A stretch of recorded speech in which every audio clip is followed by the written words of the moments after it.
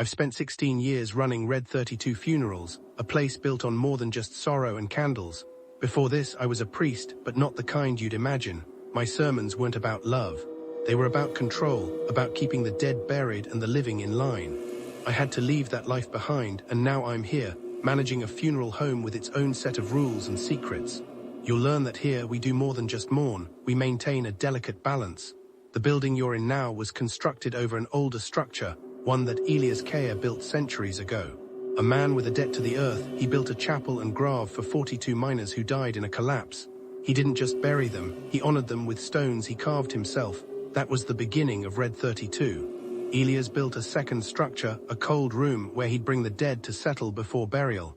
It wasn't just for storage, it was a place for the deceased to find peace. He called it a settling room, and people whispered about it but never dared to enter. That room or its spirit still exists under the current building. You can feel the pressure, like something's holding its breath beneath your feet. There are rules here not just for the living but for the dead as well.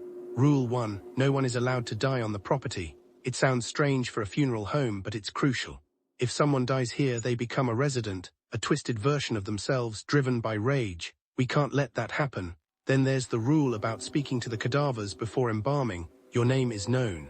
Your rest is earned. Say it like you mean it, or risk waking something that doesn't want to be awake.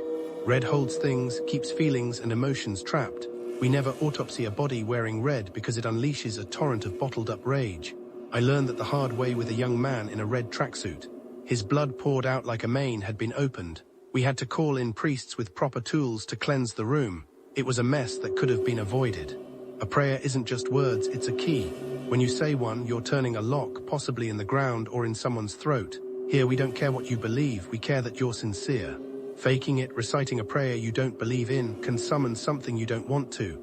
A technician learned that the hard way. He ended up hanging from the rafters, still speaking in a language no one understood. Red32 Funeral Homes isn't just a place, it's a threshold. If you respect the rules, you'll make it through. The house knows how much you can handle and gives you lessons right up to the edge. You'll learn more rules as you go, some written, others whispered. For now, that's enough to get you through your first shift without getting hurt. Welcome to Red32, you just might last.